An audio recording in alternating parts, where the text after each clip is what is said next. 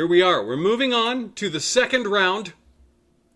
All of the people that advanced are going to compete with each other now, starting with the first two, Michael Jackson and Martha Graham. Which one of these two people would be most likely to colonize Mars? Let's start with Michael Jackson. Michael Jackson is already on Mars. Michael Jackson owns the planet. He's been living there for the last 10 years to get away from these allegations. Faked his death, moved to Mars. He's there. He's built his own Disneyland. It's pretty cool. It's a lot better than Mars used to be. Mars used to suck. Mars does not suck now. Well, I mean, it kind of sucks because it is kind of like a Michael Jackson playground right now, but there are no kids up there. So it's all good. That is just crazy enough to be believable. What do you have for Martha Graham? Well, Martha Graham is an astute person who would never assume that everyone wants to live in a fairy tale land. So she would colonize Mars by simply opening dance studios of various types and from her grave conducting dance classes. She'd project her image like Leia did in the Star Wars movies, and let them know this is how dance was and how it will always be no matter what the planet is. So wow, that sucks. So she's conquering the planet with dance. Absolutely. Okay. Michael Jackson's got, like Ferris wheels and giraffes and shit, man. In spacesuits. The reason Michael Jackson's going to win this round is because he has the Ferris wheels, he has the giraffes, he has the funhouse. He also has dance. I don't know if you've ever seen him dance, but he's pretty good. It's kind of one of his things. Babe Ruth versus Milli Vanilli. Which one of these two would be the most loyal friend? The core to any friendship is being able to sit around and snack together. Right? Like, you don't have to talk all the time. It's just like, do you just want to come over and we can be near each other and eat and watch things? I think Babe Ruth, as a baseballman, would be well accustomed to eating, peanuts, sunflower seeds, share a little tobacco, but also your peanuts, your Cracker Jacks, and the libelous Baby Ruth, obviously named after Babe Ruth, but him never getting a cut of it. But a snacker to the end. I think, what more do you want than to sit on a couch with Babe Ruth and just watch a little Hollywood splendor? That sounds really great. Would Milli Vanilli be any better than that? Let's hear.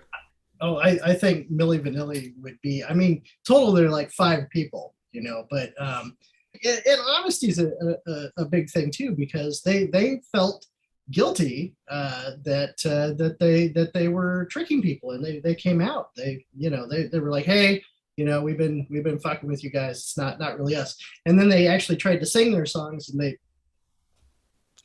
were terrible, but they were honest about it.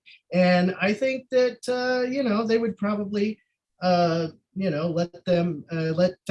let people eat with them. And it's the dumpster's a buffet, for everybody. I do appreciate the fact that after they had made millions of dollars, they went ahead and came clean. That was nice. Yeah. I just can't get the image of my head out of my head of sitting around the living room. Babe Ruth has brought snacks. So I'm afraid Babe Ruth has to win this round.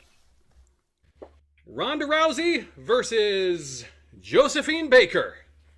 This is a tough one. Which one of these two would have made the best used car salesperson? Let's hear about Ronda Rousey first. Well, I don't know if you know this, but Ronda Rousey is a WWE World Champion Superstar. I've heard that somewhere. With a belt. And I don't know if you also know this, but it's all fake. So obviously someone who can win a championship at faking people out would know how to fake their way to sell you that piece of shit 1996 Nissan that you own in your driveway.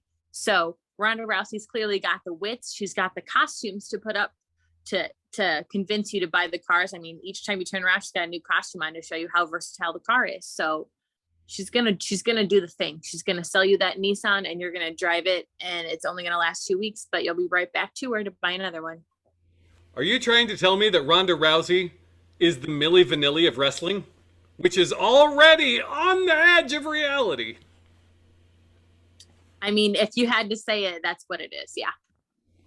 Dang. It is that thing I just said. What about Josephine Baker? Josephine Baker could talk you into buying that damn car. Josephine Baker talked white people into liking black people. Back when they didn't, which was not so long ago. Yeah, it's so long ago. Thank God we don't have to worry about that anymore. But yeah, you know, like she went through the whole, you know, like people weren't going to let her in the clubs and everything, but she was just like, I'm charming, you know, fuck you. And they were like, all right, fine, you can come in the club. You know, they were really, really cruel to her. And then by the end, her last big performance here, you know, it was sold out. People gave her a standing ovation before she even came out on stage. You know, she ended the whole, or, you know, started the whole thing in tears, just going in, just from what she'd gone through. And then she, you know, knocked them all out with the best performance of her life. She could sell you that car, and you buy that car and you drive around in that car until that car fell apart. And then she'd probably show up and sell you another one. I have to say, I think I'm buying a car from Josephine Baker. Yes. Fuck yeah, you are. Yeah, I think I am too. Ginger Rogers and Jessica Biel. We're going a little PG-13. Which one of these two would rock your world between the sheets? Let's start with Ginger Rogers. Longevity is important. And I think some would argue it's the most important thing. The most important thing, not only in life, but like being to, say, take a long walk without getting winded, or go up the stairs without getting winded. These are things Ginger Rogers can do. That's weird. She's like a mutant. I mean, who can do that? Like amazing talent. So if you and your partner are both fit, you're going to have a better time between the sheets. You're going to be able to sting it up a little. You're going to be able to withhold. You're going to be circling like an airplane, like waiting, like, oh, it's too crowded. It's too crowded. Keep circling. Ginger Rogers is going to keep circling. Not going to get tired until it's time to land. Well, Jessica is a world-class actress who is able to hold her own in murderous chainsaw movies and wonderful family TV shows that have lasted, I assume, at least 7 seasons to get to the levels of heaven that they talk about. I've never seen it, but I assume they talk. Yep. Anyhow, so if you can maintain 7 seasons through different heavens and survive a chainsaw massacre movie and other things that she's done, that's all I researched. Of course, she's going to be able to maintain between the sheets. She knows at least 7 different ways to keep you satisfied and coming back for more. Say? 7, absolutely. She's obviously maintained her marriage with Sir Justin Timberlake. I mean, not that that's whether or not that's a good thing. Between the sheets, it's up to you. But I don't know about you, but youthful Lauren is jealous of that ability. So I think she would win outright just based on the number 7.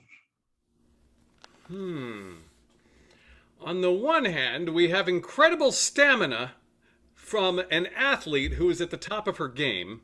On the other hand, we have good Christian Jessica Biel and her many, many years of white bread monogamy. I don't know. You ever had sex with a Mormon lady? I can't say that I have, but I would like to hear about it. Okay, maybe later. Jessica Biel knows 7 whole positions, which is a good half dozen more than I know. I'm afraid And that might overwhelm me a little bit. I'm going to have to advance Ginger Rogers, I'm afraid.